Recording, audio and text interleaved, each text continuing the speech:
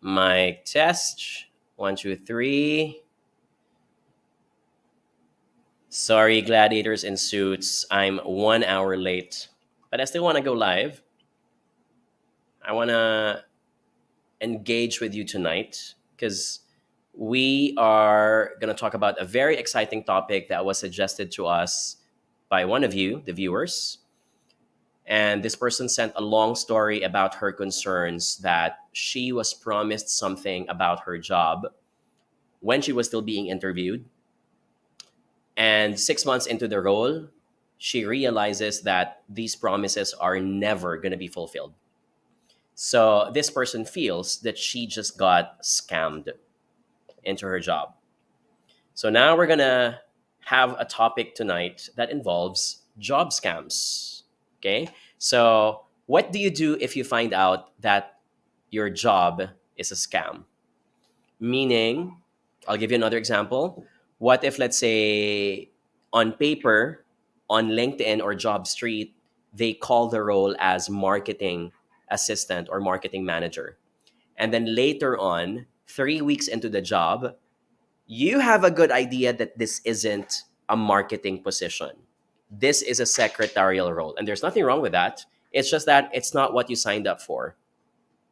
You just left your company thinking that you're going to have greener pastures. You have uprooted yourself. You left all of your friends. You left a great company. You left a good boss, thinking that you're going to have a better life and a better career. And now, a few weeks in, you find out that you just got scammed. What do you do? Okay? That's going to be our discussion for tonight. I'm going to be asking you if you've had the same experience in your careers. Do you have a friend who has been scammed and would like to share and extract some piece of advice also from our viewers?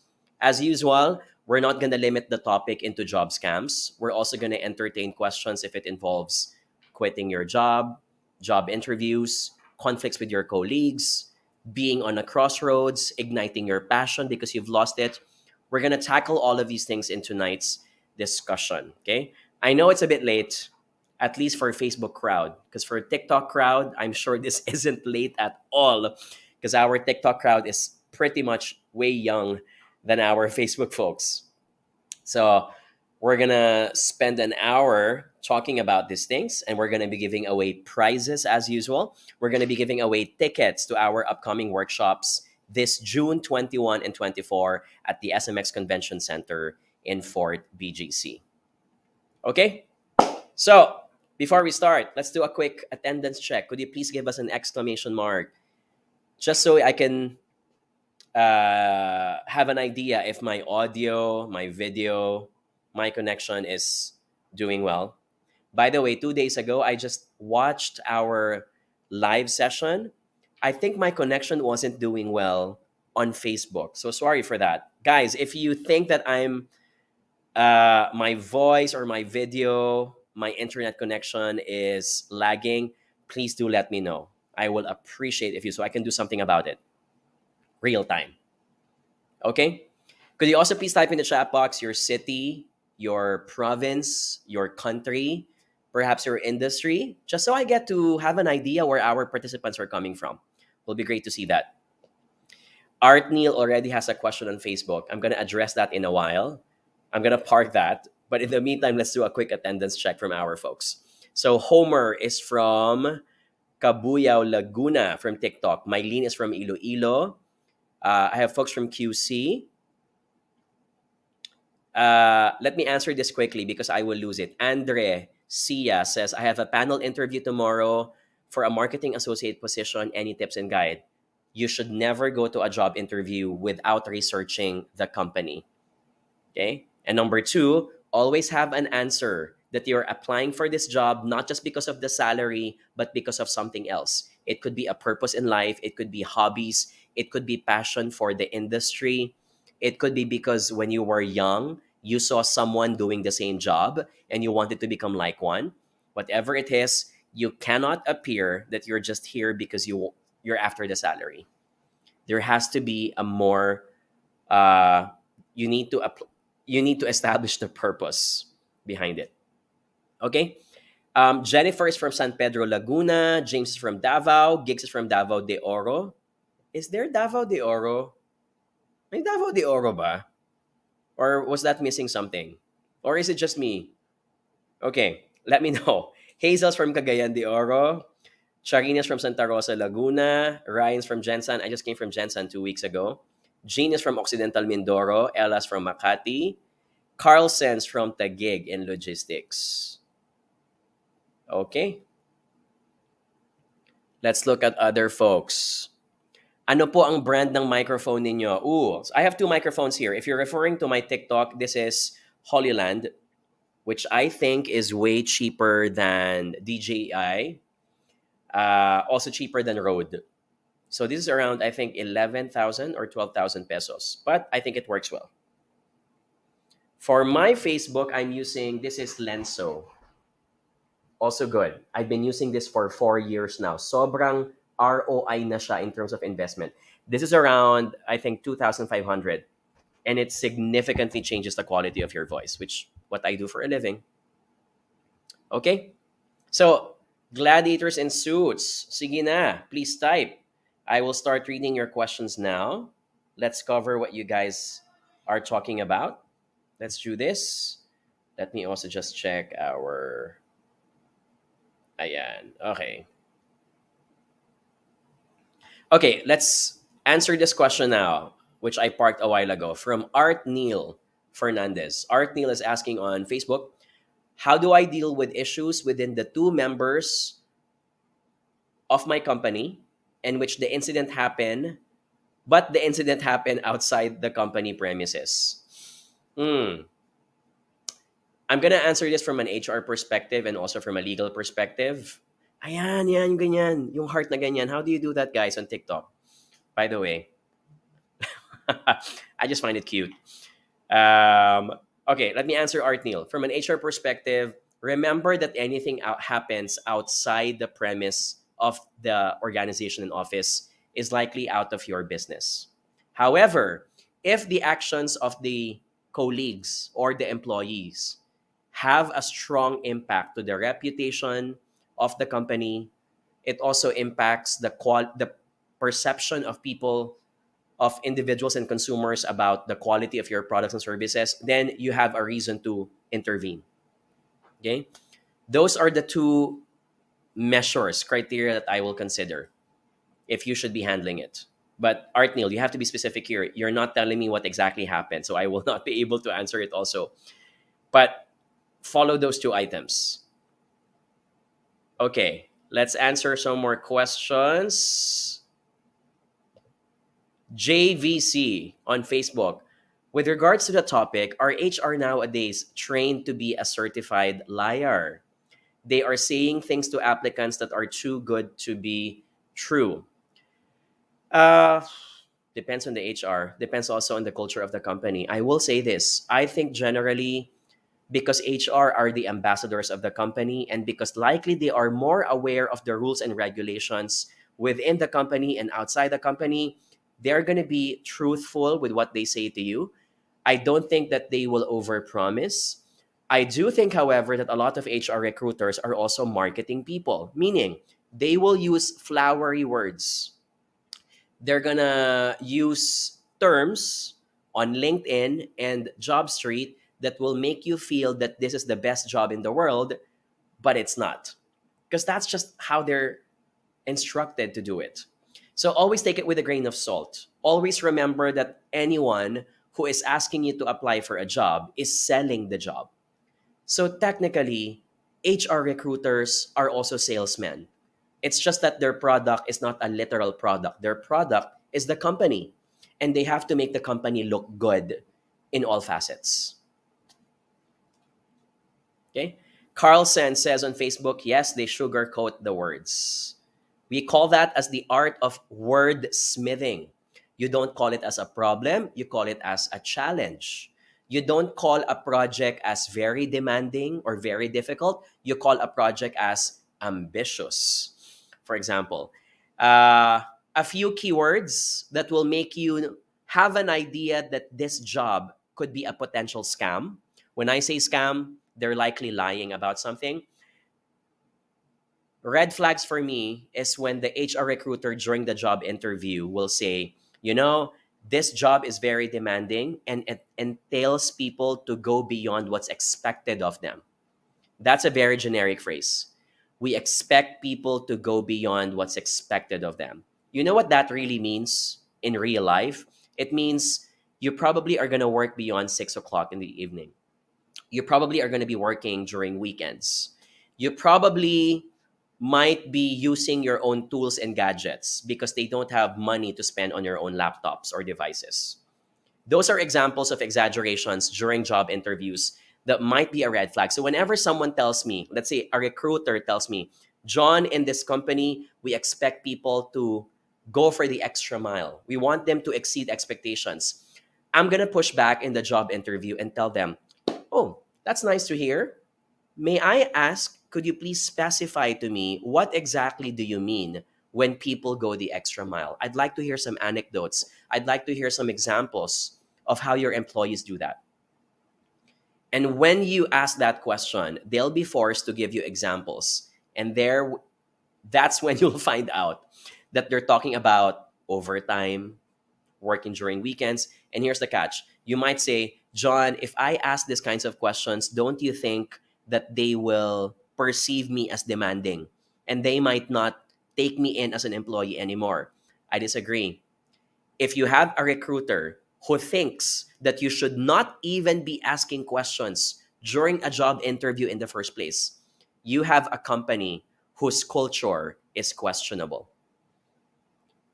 It's a red flag. If you can't even ask questions during a job interview, it's a red flag because likely their mindset is, I'm going to be dictating what will happen to you in this company. If they can't even make you ask questions during a job interview, what more if you are already in the job itself? It might be a dictator culture in this organization. Okay? So for me, it's a red flag. Okay, let's answer some more question. Let's look at some questions on TikTok. Okay.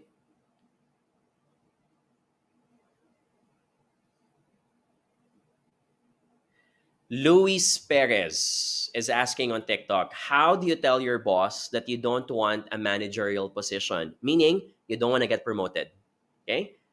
But you want a pay increase for being an individual contributor. Okay. There are two things I want you to first consider, Luis. Number one, does your company support the culture of celebrating individual contributors? Because that's going to determine everything.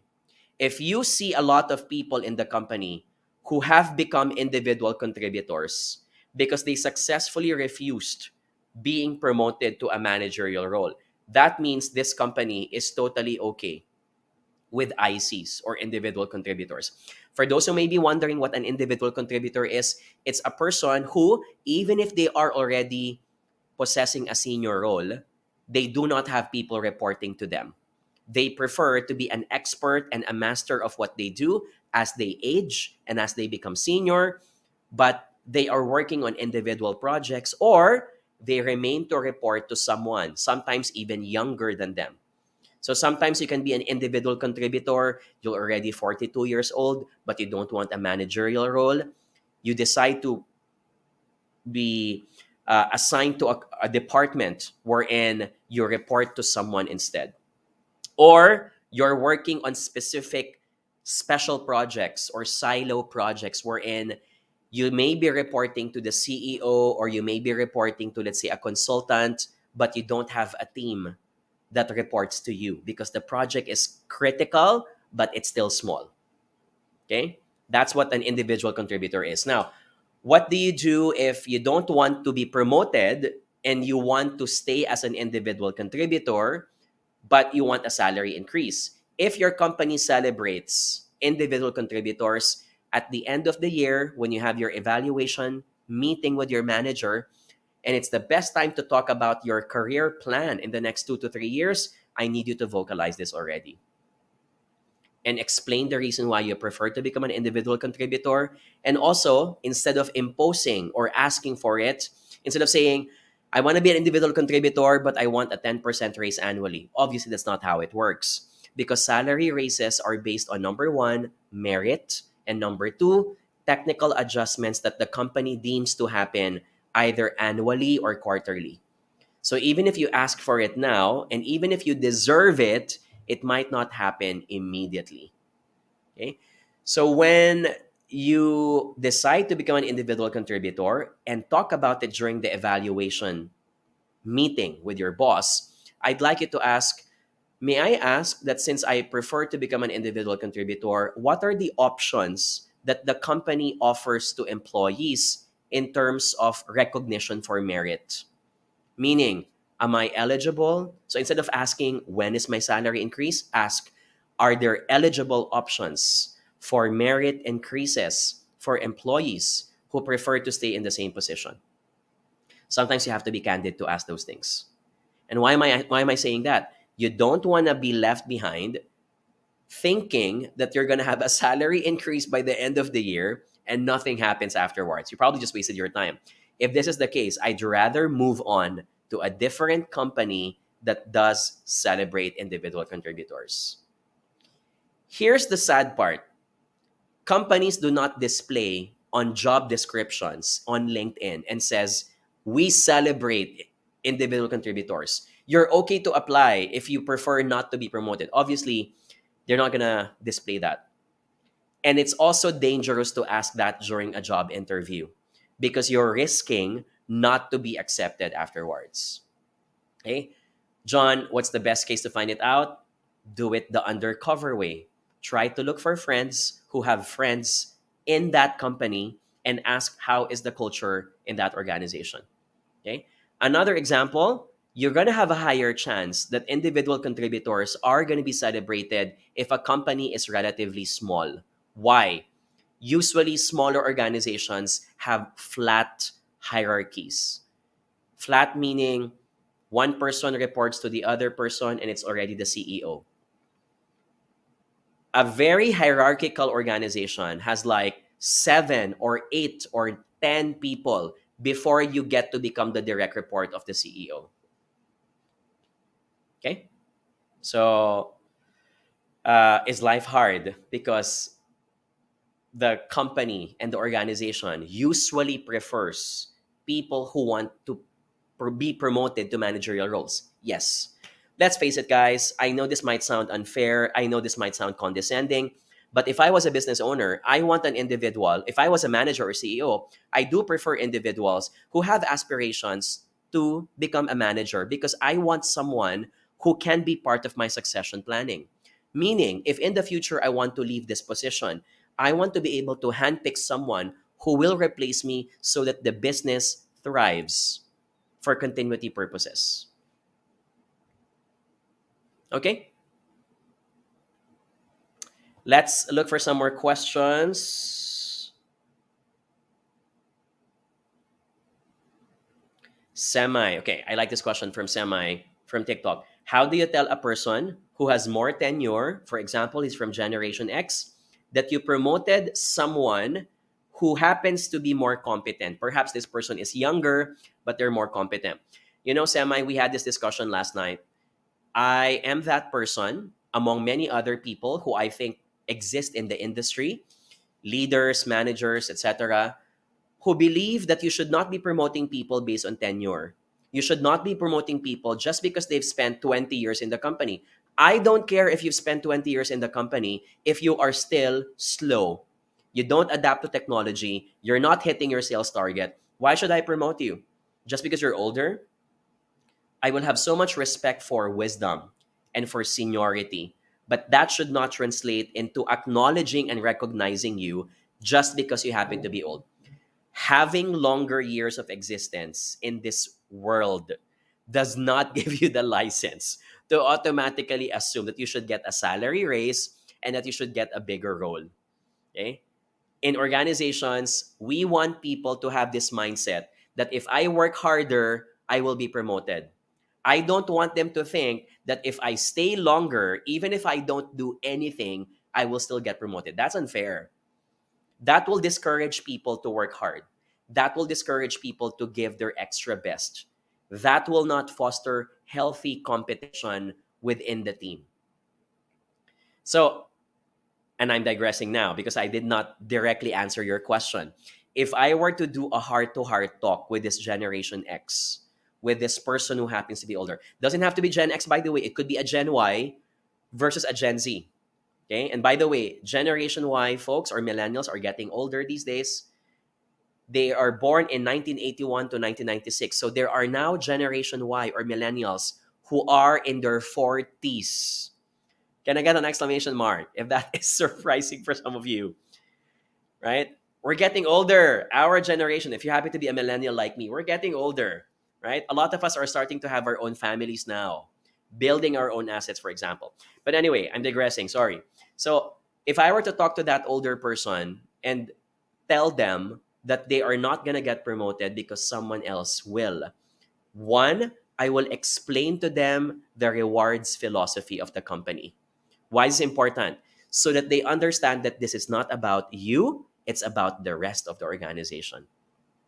I need you to wear a corporate hat. I need you to take out your selfish perspective, and I need you to think about others. That's the most important thing to talk about. And when it comes to the the rewards philosophy, we recognize people who contribute the best regardless of their age. That's one. Number two, I want to make this person recognize that they have fallen short of expectations. Meaning, look back to what were the metrics. If the metrics of the employee is what? Sales target, promptness of submission of reports, being able to resolve conflicts, number of tickets resolved if they happen to be from customer service, for example, I'm going to show to them all the statistics that point out that they were not able to reach all these things. So what's the reason why you should get promoted otherwise? And number three, I need to inform this person that promotion is not just based on your competency. Meaning, I don't care if you've reached your sales targets. I don't even care if you've accomplished all the tickets for customer service. If you don't have the behavioral competency, meaning you're not likable, you don't know how to talk to people, you do not embrace mentorship because you need to become a coach. If these things are absent, you're not going to get promoted as well. And sometimes these things are not achieved just because of age. These things are achieved because you embrace the responsibility that you do want to become a leader. You want to become a servant for others. I'm going to use the word servant leadership because for me, that's the highest form of leadership. You see yourself not as someone dictating so you can pass on the job to others. You see yourself as an enabler so you can get the job done through others and that you make others a better version of who they are. Okay?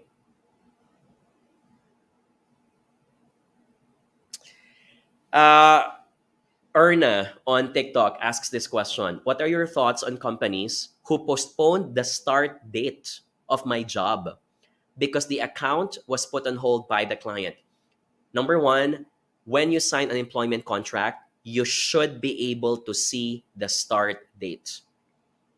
Okay? Number two, try to look for certain terms in the contract.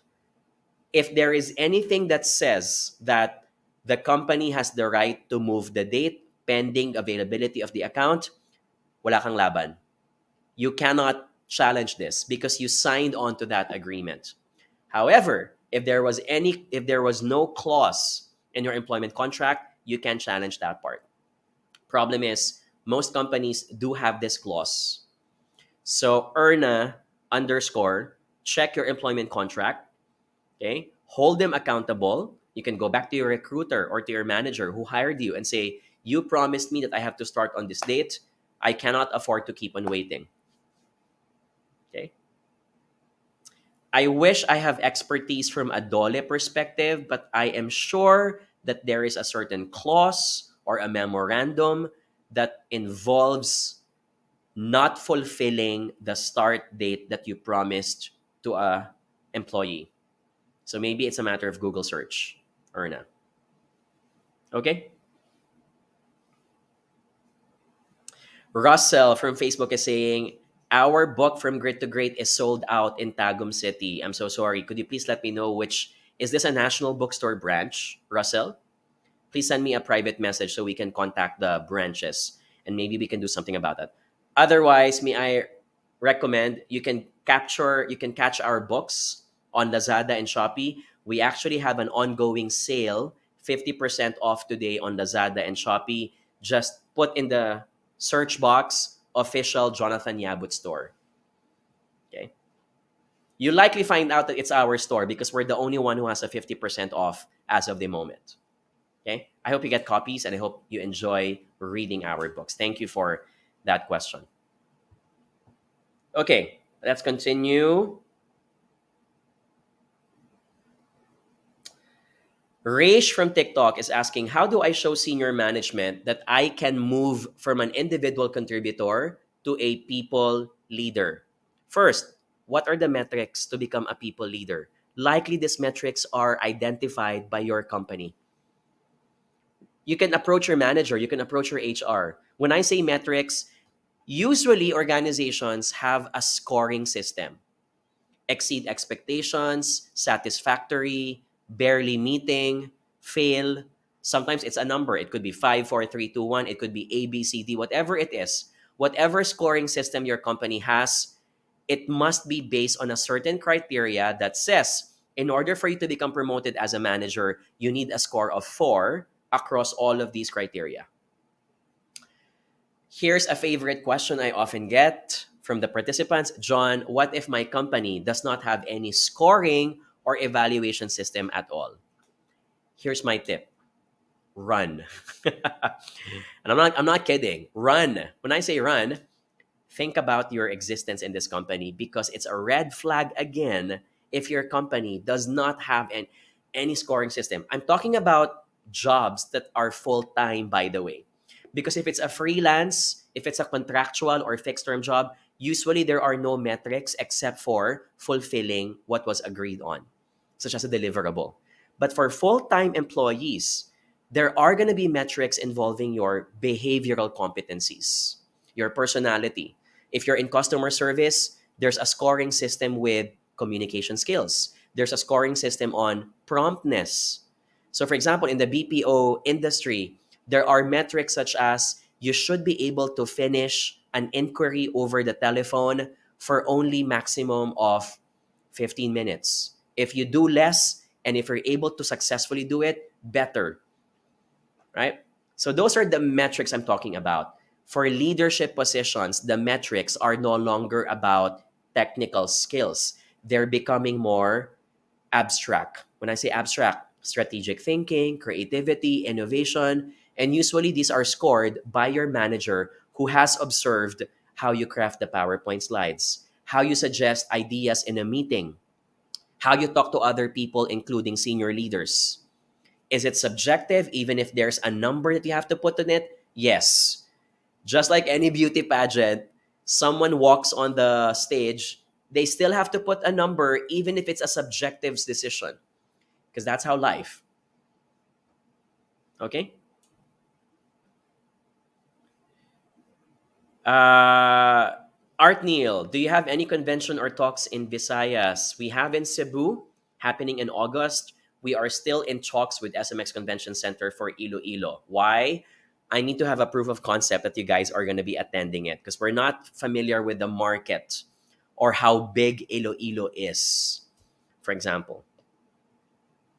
Okay, but for Cebu and Davao, we've done it a few times, so we know that the market does exist, which is why we're willing to take that jump to do the sessions in those provinces. Okay?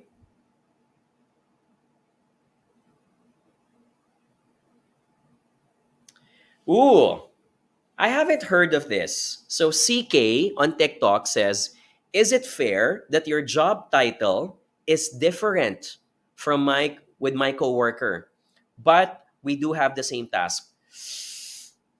Come to think of it now, it's possible. I'll give you an example. The person is more experienced. The person came from a different company and thereby more an expert. So the title is Senior Product Manager. and your position's title is associate product manager.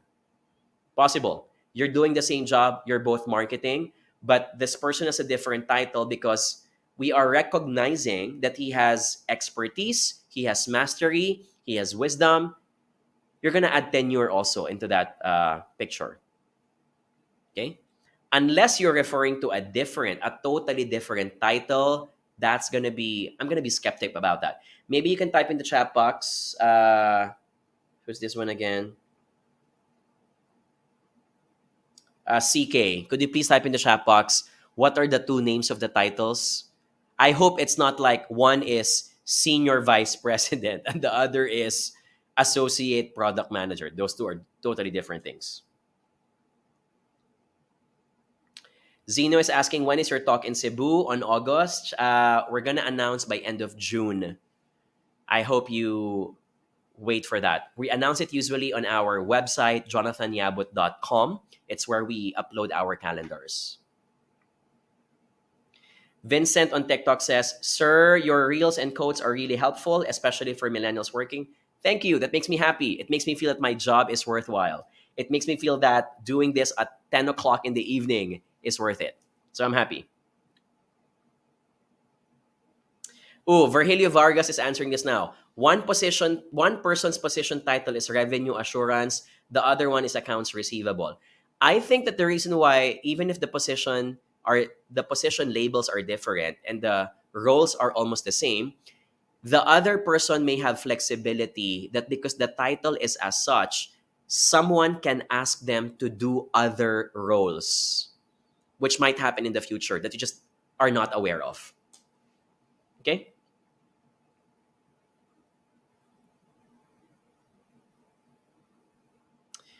Okay, another one from Seiya JM on TikTok. Are new employees permitted to resign after 1 week of employment? If so, what are the cons? You know, you can actually resign anytime you want. Anytime. And the company has no right to refuse the resignation because, as I keep on saying, resignations are never for approval. Resignations are your full choice. It is illegal to block people's resignations. The only thing that you need to be concerned of is the moment you sign that contract, the contract usually states that you have to render 30 days or 60 days for certain CEO positions, 90 days before they can leave the job. Why? You cannot make people quit immediately because for continuity purposes, it disrupts the business. So you can tender your resignation, but you're going to be required because of the contract that you sign that you have to stay in the company for 30 more days. Okay? This might sound like it's an old record playing for people who have been watching for the past few days, but I've also said this. There is a law in the Philippines that states that there are justifiable reasons for people to quit without rendering 30 or 60 days. It could be because of emergency, physical or mental health, right? I've been wanting to Google the name of that law or that circular of DOLE. Let me do that later on. Okay? Maybe I'll post it somewhere, but it does exist. You can Google search it as well. Kathleen Faye on Facebook says, I already bought our 4 books on Lazada. It's at 50% off. Finally, I can afford it. Thank you for getting copies. People are wondering what are those books. Those are actually the books at my back. See that? Those are our 4 books. They're all, for Facebook. Okay, sorry. Yeah, there you go. For Facebook folks, because I'm mirrored. There you go. These are books about career management, leadership, all sorts of things, including work-life balance and mental wellness. So all of our books, as you may have an idea by now, our passion and advocacy are about bringing the best version of yourself for your career success. Okay? Ruby. Okay, let's answer this question. Ruby Ko from Facebook says, since 2020, COVID hit, I was unemployed and I focused more on my small business. I'm planning to apply for work. Can you recommend what is the best or acceptable reason if asked why I would like to work under employment again if I currently have my own small business? Okay, two things. First and foremost, if you have not been employed for the longest time, expect that the recruiter or the interviewer is going to ask you, why have you been unemployed for the longest time? So here's when, if you happen to be working on a business, you have to correct them and tell them, I was not unemployed. I was actually working on my own. I was an entrepreneur. This is why in your resume, you should not leave those years as blank. If you had an online business, whatever it is, no matter how humble it is, indicate in your resume that you were an entrepreneur.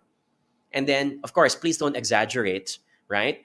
If you're just selling ice in your home for 1 peso, that does not merit recognition that you spent a lot of effort and time. I'm talking about maybe you had an online shop on Lazada and Shopee and you were earning, even if it's a humble 10,000 pesos or 20,000 pesos, I bet you learned a lot from it, from admin to packing to distribution, all these things.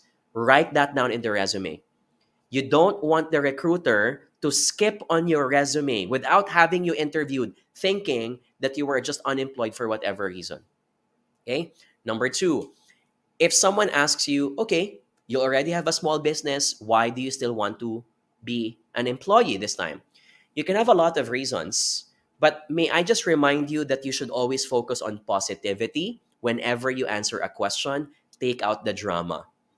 You you don't want to open a Pandora's box saying, I need to apply for a job because my husband is also unemployed, because I need the money, or because my son got someone pregnant, all these things. While there is nothing wrong with problems in life, you don't want to overshare these information that might make the recruiter think that you're not fit for the job. So if someone asks me, I'll say something, I'll say two things. Number one, I'll say, I think after having worked as an entrepreneur for 1 year or 2 years, I realized that my real calling is the corporate world. And I do miss the corporate world. I miss the challenge of working with a group of team members. I miss the challenge of being in the office. And I think that these are the things that will inspire me to work and be in my best shape. That's why I want to be back in the corporate world. You can be as honest and candid as that. Okay? There is a potential risk, however, Ruby, in this type of application. And that is, the recruiter might think that even if you got this job, you might continue pursuing your other sideline business. And remember, there are certain companies who do not allow their employees to work with a sideline job while working full-time in their company. They want you to be focused only into one. They want you to serve only one master. So either you're gonna lie and say, when I take on, I'm not telling you to lie, okay? But that's an option.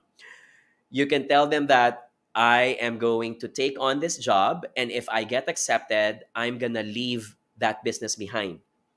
You can also tell the truth by doing some side hustle, doing some workarounds, and say, I may continue this online business, but it's going to be my husband or my wife or my kids who are going to work on them full time so I can dedicate my time to this job. Okay? You don't need to be super honest and say, I'm going to abandon it, and you will totally not abandon it, because for all we know, no one knows what's happening in the comforts of your home. Right? I also think that being preoccupied as a full-time mom is no different to being preoccupied as a full-time entrepreneur somewhere else. The only moral or ethical consideration is that please do not apply for a job that might be a direct competitor of your business, might be a supplier of your business. Okay? These are going to be conflicts of interest, and it might be a reason for them to terminate you, down to them filing a lawsuit, for example, against you. So be mindful of that. Okay, Ruby, I hope we're able to answer your question. Michael Sihueco, do I pronounce it right? Says hello from QC. Thank you for joining our session as well. Same thing from folks from TikTok. 𝗬𝗢𝗂𝘁 says hello. Thank you for joining us. Amanda from Dubai says, hello, always listen to your career talks. Thank you. If you're watching from Dubai, it is 7:30 or 6:30. Yes, it's 6:30, 4 hours. Okay. We're halfway through our talk. Let's give away some prizes. Are you guys cool with that? Can you please give me a letter P as in prize? If you're ready, we're going to give away tickets to our upcoming workshops: public speaking, business writing, leadership, and social media marketing. We're giving you tickets to all four of them. You can attend one or all four of them. And because we are amazing people who are here to support your business and your success, we're going to give you a +1 ticket so you can tag along a person to join you in that session. Remember, this is happening at the SMX Convention Center in Fort BGC. It's in SMX Aura, happening on June 21 and also on June 24. Okay? If you guys are ready, give me a category for our trivia question for tonight. Could you please do that? Give me a category. Sana manalo. Sabi ni Vincent says, I hope I win. I'm gonna fly all the way from Iloilo. Really? Okay. We'll see if you get the answer right, Vincent. Dogs. Ooh, dogs. I love dogs. I have a pet dog. Pwede, let's consider that. Current events, leadership, music. Okay, sige. This is a scientific question, and it's about your chemistry class. Okay? Wait lang. Ayan. Folks on Facebook, LinkedIn, and YouTube, I'm displaying, by the way. You're seeing that now. These are the 4 schedules, and I hope you get to win all 4 of them. If you don't win, that's okay. You can still catch our free our tickets. You can buy tickets. The ticket is 1,299, 3-hour session at the SMX Convention Center. Okay? So, question is in science. What element? Okay? What element? Elements meaning you have gold, silver, aluminum, mercury, right? All these things. What element has the symbol in the periodic table of elements as Pb? What element has the periodic symbol Pb? Okay? Pb. I'm going to wait for your answers. Ooh, you guys are... Folks on TikTok are so quick. Here's the tip. It has nothing to do with the first letter. The element starts with a different letter. So it's a misleading name. Okay? The correct answer. Let me call out now our winners. Let me first call out the winners on Facebook. Again, fastest fingers win. So I'm going to call out the first ones that I see on my screen. My winners on Facebook. The correct answer, by the way, is lead. L-E-A-D. The same lead that you see on your lead for pencils, lead for plumbing, right? Okay. So my winners are on Facebook, Kathleen Maranan. Congratulations. Second winner is Virgilio Vargas. Okay. Let me carry my dog because he wants to be shown on screen. While we do this, Tanjiro, show your face. My third winner is Abby Dayag on Facebook. Congratulations. Okay, winners on LinkedIn are the following. Okay,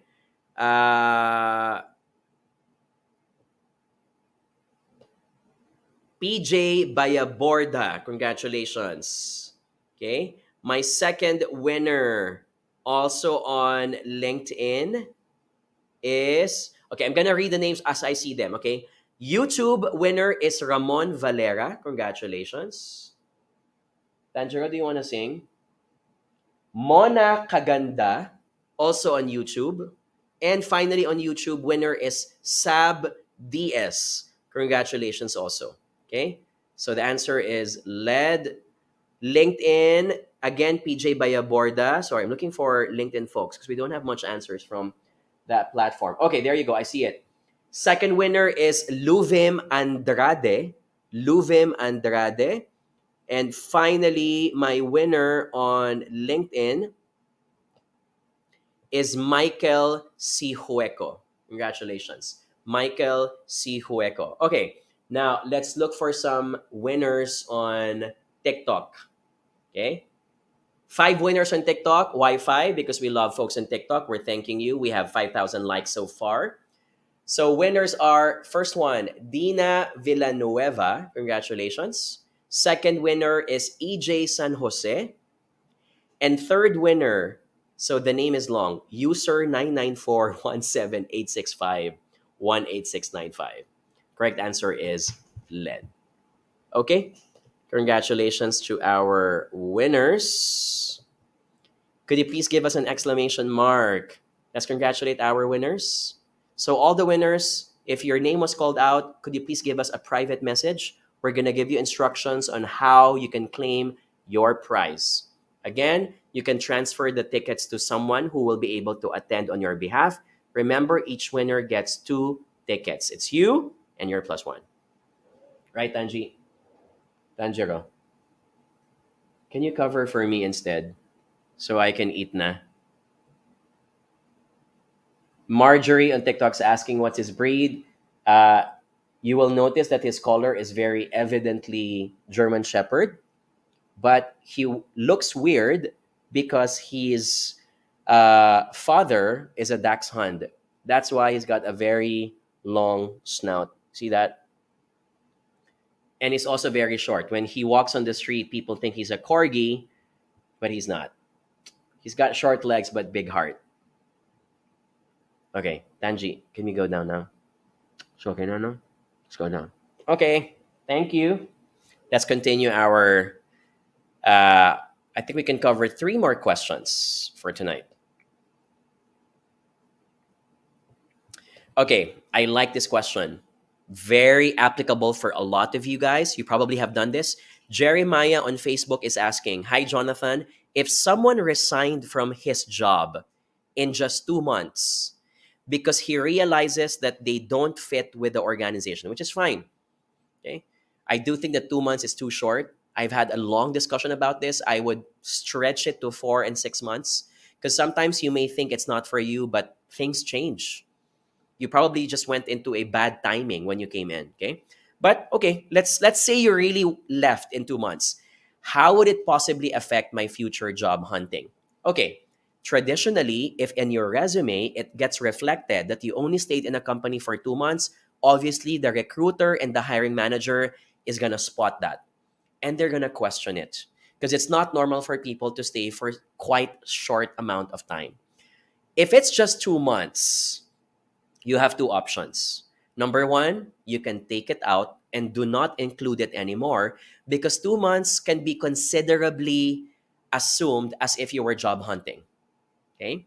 Number 2, however, consider the fact that sometimes some people might know that you went to that company, let's say the best friend or the cousin or the sibling, and they will tell it to the HR recruiter. The HR recruiter will find out. They will even question your integrity because you did not include that in your history.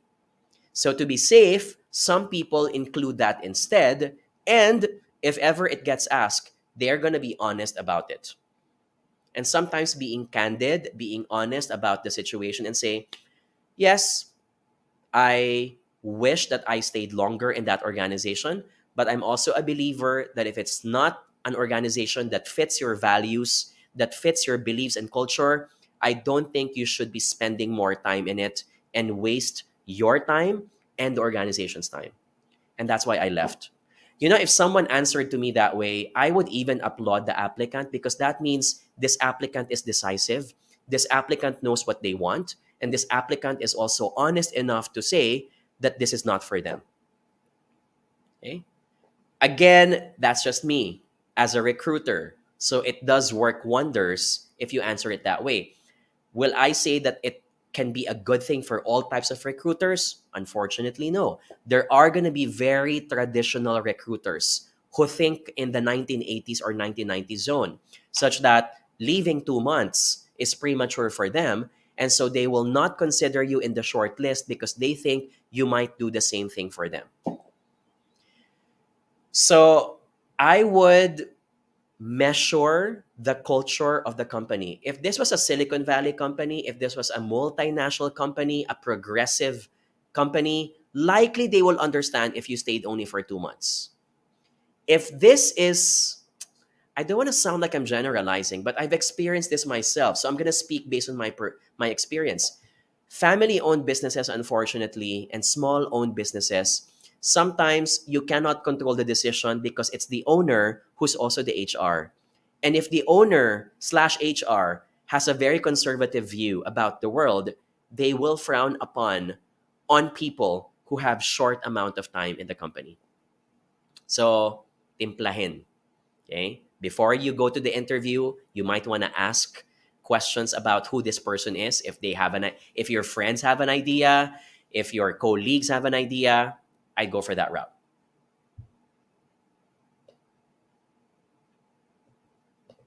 Okay, let's cover more question. Twin Len86 from TikTok says, honesty could be your best option. Recruiters will understand. Yeah, I agree. If it's an amazing company, the recruiters will find a reason to understand that people just don't jive with the job. And it's best that they quit rather than wasting more time, and they could have been a rock star somewhere else.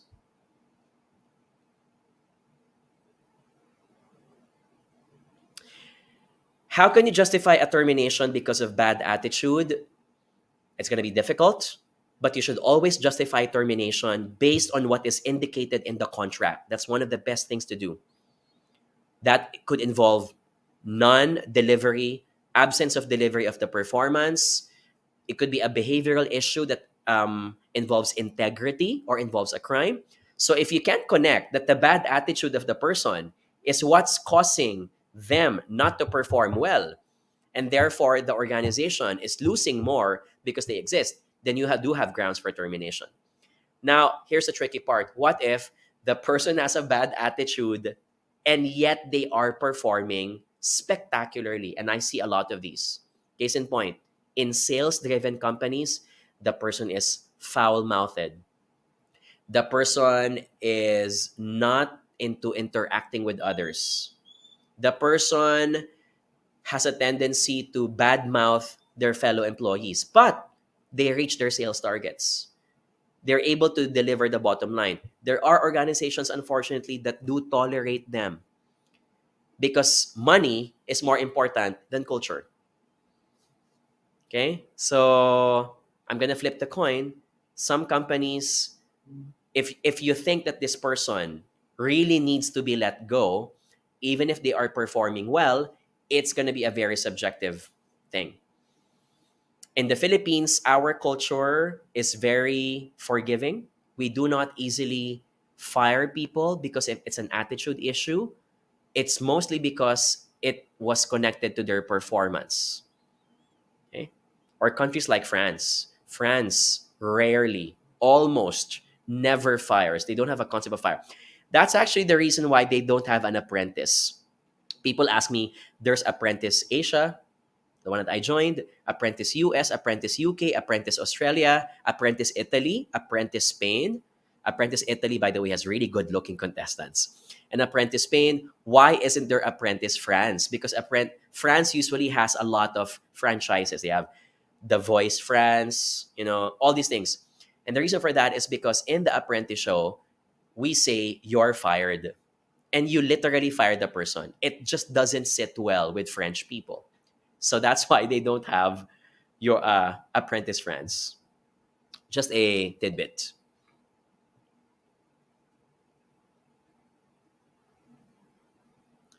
Okay. RM. Okay. Very strategic question to answer. RM from TikTok is asking, are you willing to accept lower basic salary but higher allowance, overall higher package? If I'm going to compute easily now, yes. Why? If I get more allowances, the allowances are not taxed. For most allowances in the Philippines, It may depend on your industry, by the way, so take this with a grain of salt. For most allowances, rice allowance, clothing allowance, they are not taxed. If it says it's 2,000 pesos, it's 2,000 pesos. So you're going to get more take home pay if majority of your salary is shifted into allowance instead. Okay? Now, what can be the cons, the disadvantage of that? On paper, it will make it look like that your basic salary is low. And sometimes when you move to a different company, their basis of your compensation is mostly your basic salary, not the overall compensation. Why? They're just not progressive in the way they think, or they're just incompetent, they're just stupid. There are, I'm going to say this, there are companies who have those types of recruiters in HR. So when they notice that you have a very low basic salary, and here's the sad part, a lot of them even base your future salary, if you apply, using your last payslip. I hate it when I see these kinds of companies. It's totally unfair. You should not be basing people's future value based on what they were getting in the past, because the fact that they came from a different company means that they're adding a totally different perspective, which makes them more valuable now. But that's what I'm trying to say.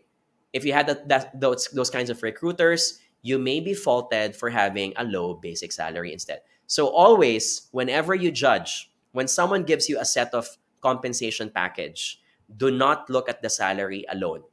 It's salary plus benefits. And then look at the total number.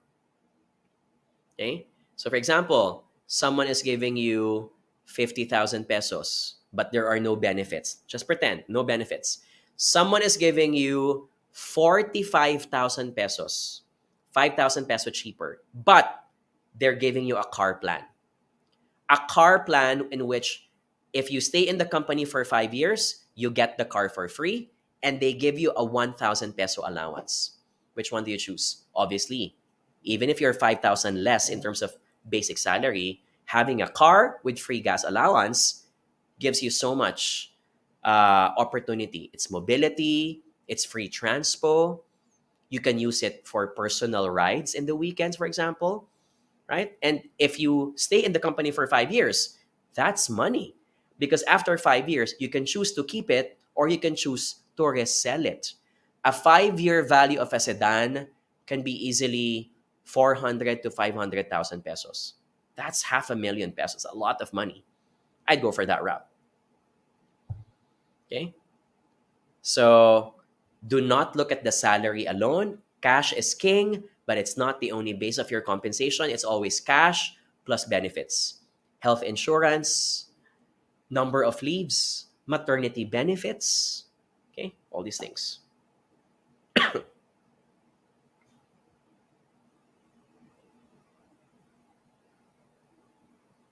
Carla from TikTok.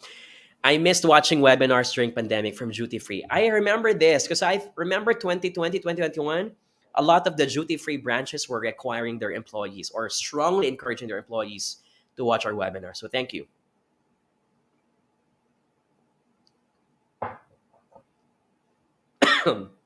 Okay, last two questions.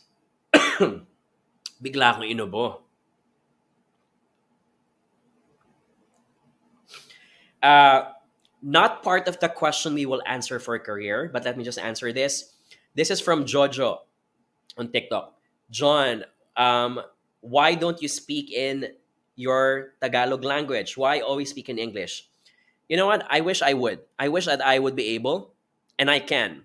The only reason why is because we want to reach a larger audience, and some of our audience members, especially on LinkedIn and Facebook, are from other countries in Southeast Asia. So if I keep on speaking in Tagalog, I will alienate them and I will lose that audience. I don't want to. Okay? We want to cover as many folks, and we want to be able to reach out many folks who have issues with their careers as well. In fact, tonight's topic, which is about finding out that your job is a scam, was from someone in Indonesia who messaged me this morning. So plus to that.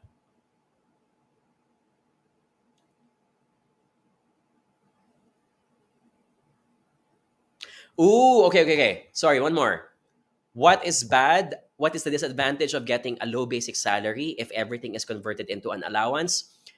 For your retirement, there's a possibility that they will only count your basic salary as your last pay. What do I mean? For some companies, if you retire, let's say at the age of 60 or 65, there's this benefit such as your retirement pay is your basic salary times the number of years that you spent and served in the organization. Okay? Now, technically, if your basic salary is lower because they all went into your allowance, your retirement pay is going to be relatively lower also. So that's the part you may want to consider.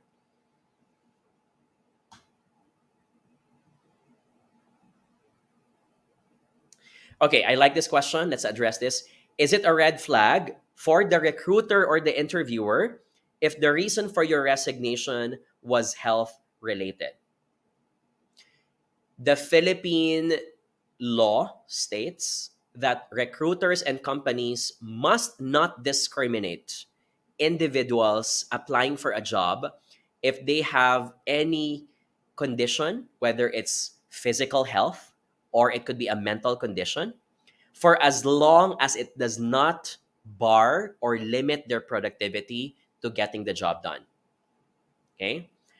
So, from that perspective, you are protected, of course, on paper. Okay? However, I also do think that it is under your moral obligation that if you think that the job will not be 100% fulfilled, or there are going to be limitations in terms of struggles in communicating, struggles with coordination, speed of getting the job done. If you think that these things are going to be affected by your condition, I think from your own moral, being able to sleep at night, you should be able to declare these things during the job interview. Okay?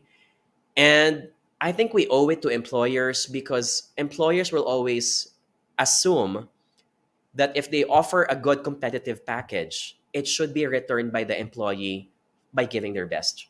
But if your condition does not allow you to do that, then declare it and then just let them decide afterwards if they still think that you are able to fulfill the obligations. Okay?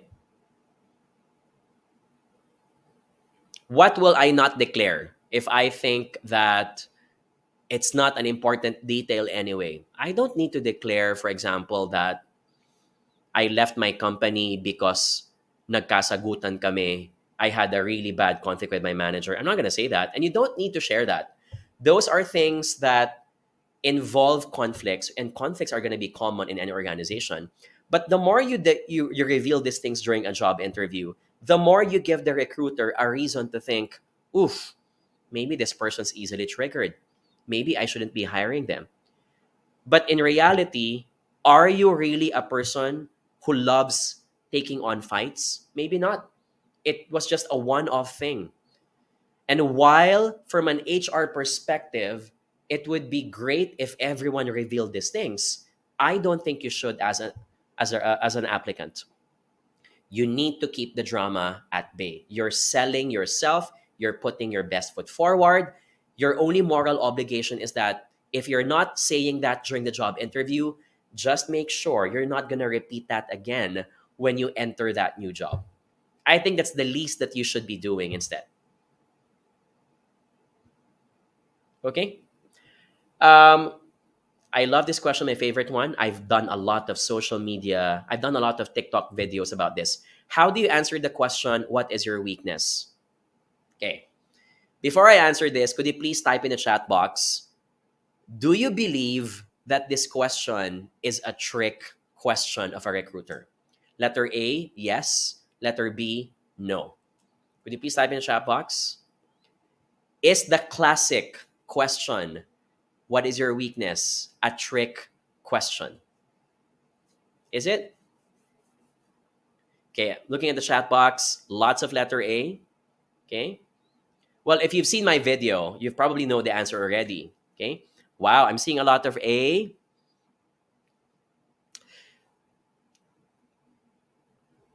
I was about to say the correct answer, but then I realized if the recruiter is not smart enough or they are newbies, they will not know the correct answer.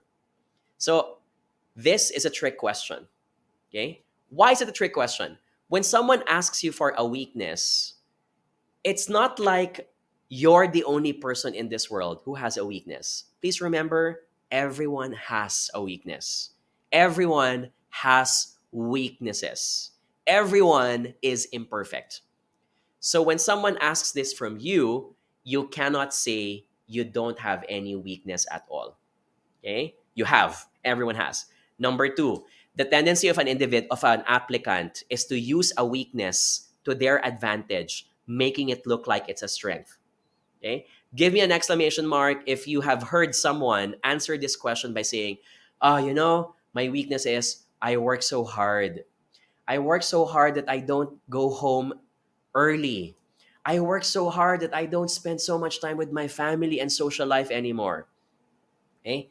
And if I was the recruiter, I would say that's BS. While it may be true for others, I know that many of you are using this just to make it look like that you are the chosen one for this job because you're hardworking. Okay? This is very 2010. It's very 2015. Do not use that answer anymore. All recruiters have probably seen and heard this. Okay? So, John, if that's the case, how should I answer this question? How should I prepare for it? So, two things. Number one, pick a real weakness. You should. But number two, when you answer this question, do not spend a lot of time talking about the weakness. This question actually is probing if you are self-aware about that weakness and what are you doing about it. I'm going to repeat. The question about what's your weakness is not about what your weakness is. It's about what you're doing about the weakness. Can I get an exclamation mark? If you're in the same boat. What do I mean what do I mean when I say it's asking what you're doing about it? If you really are a competent, high-performing, rare talent, then you are self-aware to know that you should be correcting that mistake, improving it, and doing something about it. So I'll say something like, I'll say something like this, and I've said this before when I was 28, a decade ago. I said this I actually said this in my interview at the Apprentice Asia. So the classic question was, what's your weakness? And I knew how to answer it. So I said, I can be very passionate at times to the point that when I don't get what I want in my job. For example, I want the report to be submitted in the next 6 hours and the person wasn't able to fulfill the obligation. I get so passionate that I get easily frustrated. And when I get frustrated, it's either I may say some harsh words. I said this during the interview. I may say some harsh words that might hurt the person, or I have a tendency to change my team because I want to choose someone who's better than the other. I said that during the job interview. But I only spent a few seconds for that. The bulk of my conversation was, but because I am aware that relationships matter critically at work. For the past 6 months, for the past 8 months, I have been honing myself to improve my patience and to know that I should not take my job too personally. And that I realize that over time, there are moments when someone makes a mistake, as long as I forget about it in the next few minutes, I'm able to move on with my other tasks instead. So I say something like that. Okay? Spend more time on how you're improving the weakness rather than describing what the weakness is. Can I get the letter A as in amen? If you're in the same boat with that. Okay? That's why it's a trick question. The recruiter does not want to make you look bad. They're not there to incriminate you. The recruiter is asking this question because they want to know, what are you doing about it? Because that means you have self-initiative. That means that you are open to feedback. By the way, you can add things like, when I found out about this weakness, I found out about this because my manager told me about it. Number two, my colleagues told me about it, and I was very concerned. And so I asked them for details, I asked them for anecdotes, and I discovered that this was the same sentiment across my teammates. So it shows that you're humble enough to be open for people's suggestions. This is what a lot of recruiters are looking for. You want to expose that kind of behavior to them during the job interview. A person who is malleable, a person who is flexible, a person who is open minded that their way is not the only way is the kind of talent that recruiters are looking for. Okay? That was a TED talk on how to answer that weakness. I actually have a video for that. Probably have seen it already in Reels or uh, TikTok.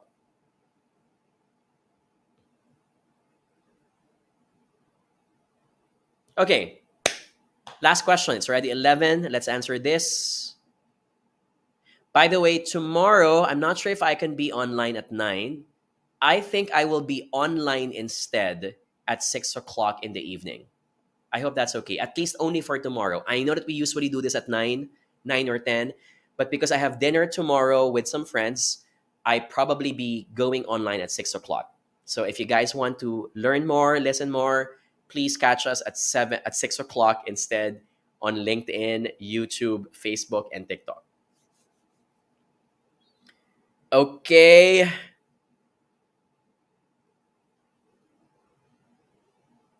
Ooh, I like this. Raish from TikTok has a similar question from Miguel on YouTube. And the question is, I feel like I'm a fraud because I am younger than my work peers. We call this, by the way, as the imposter syndrome. The feeling that even if you are performing good, you think that you're going to wake up one day and people will realize that you're not as good as you thought you were or as you really are. Okay? Please take note that this mindset is controllable to a certain extent, meaning the reason why you think this way is because you over rationalize the situation. That's one. So, my solution is two things. Number one, try to look around you and look for other people who are of your similar age and are also extremely performing well. Because when you get to see your counterparts and realize that you're not the only one who's like this, you get to realize that this is not abnormal. There are amazing people who are of your age. So don't feel bad and don't feel like you're an imposter. Okay? That's one. Number two, I think that people who have an imposter syndrome, sometimes their love language is words of affirmation. Can I get a W if you agree? Words of affirmation. Remember Love Language by Gary Chapman? People express their love in different ways. Some people it's time, some people it's service. For some people it's words of affirmation. I need to hear from you that you love me. When I wake up in the morning, I need you to tell me, good morning, honey, or good morning, love. Maybe for these folks, they don't feel that they are recognized because no one is telling it to their face. So here's my trick. Sometimes if you're that person who has an imposter syndrome, don't feel ashamed. Ask for feedback proactively from others and say, Joanna, you've been working with me for the past 2 years. What do you think of my abilities? What do you think of that presentation? What do you think of that email? And when you get as much as good feedback from others, you end up validating yourself, which hopefully minimizes your self-doubt. Okay? You know, this is also my insecurity as a motivational speaker. And when I say insecurity, I also get pissed off. I'm going to use that word. I get pissed off. I've had many situations in my career, and I've been a motivational speaker for 10 years now, since Apprentice Asia, where I got my biggest break. My biggest insecurity is the CEO is 50 years old, and over the Zoom meeting or a face-to-face meeting asking about my services, they ask me, but John, most of the people who will be listening to you are twice your age or 10 years older. How do you think they're going to listen to you and inspire you? And I get pissed off because If you really are inviting a speaker, at least have the decency to research about him on Google and ask what companies has he spoken for in the past and how many years has he been doing this. And I get pissed off because a lot of these folks don't even know what I do online. I'm not going to blame them, but if you're going to hire someone or interview someone, have at least the decency to check them on Google. It will not take more than an hour or even 10 minutes. It's just a matter of seconds to do that, right? So those kinds of questions sometimes impose some self-doubt on myself. And it also makes me question, am I really good enough? Will I really be able to wow this crowd? And then I look back. I've been doing this for more than a year. I've talked to 1,000 companies. I've talked to 10 different continents. If I've done it so well, I should be able to repeat it again because there's not much difference to what I'm going to do tomorrow to what I did yesterday. So I'm going to ask you, if you can, when you do some journaling, when you do some recalling of your life, look back and always celebrate those amazing achievements that you've had and remind yourself that you did it on your own. And so even if you're so young, you're just damn good. And that's not your problem if you're damn good for being young. If someone has an issue because you're just so good, that's their problem, not yours. Okay? So move on and be that amazing person that you are, because it's not normal that you happen to be young, but you're able to achieve things at an early age. Okay? Folks, gladiators in suits. It's 11. It's almost midnight. I would love to talk to you, but I have some emails. I don't want to sound like I'm going to work after this, but I need to. But I need to answer some emails now, and I have to go for some work, sleep before midnight as well. So thank you. If you're going to join us tomorrow, please take note. We're going to be likely online earlier, 6 or 7 maybe, 6 earliest. Okay? Thank you. Stay safe. If you'd like to listen to our podcast, because bitin kayo tonight, like you want to listen more, you can go to Spotify, search my name, Jonathan 𝗬𝗓𝗂, and our podcast is entitled From Grit to Great. We talk about career management. 2 seasons running so far. Nominated as Best Podcast in the Malaysia Shock Awards in 2022. Most Popular Podcast and Best Podcast. We didn't win, but we were very happy to be nominated out of the hundreds of other podcasts in Southeast Asia. That's one. If you want to get copies of our best-selling books, I'm going to move. Where are our books? There you go. Those are our books. There you go. You can catch them on Facebook. You can catch them in National Bookstore, fully booked, in Lazada and Shopee. Look for our official store, Jonathan 𝗬𝗓𝗂 official store. And if you'd like to join our workshops, you want on-site, me in the flesh, live career workshops on public speaking, business writing, leadership, and social media marketing, go to our website, jonathanyabbut.com, to get your tickets.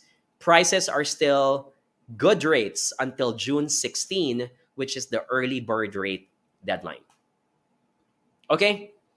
Thank you, folks. I hope to see you tomorrow. Stay safe and always aspire for a better version of yourself. Bye, guys.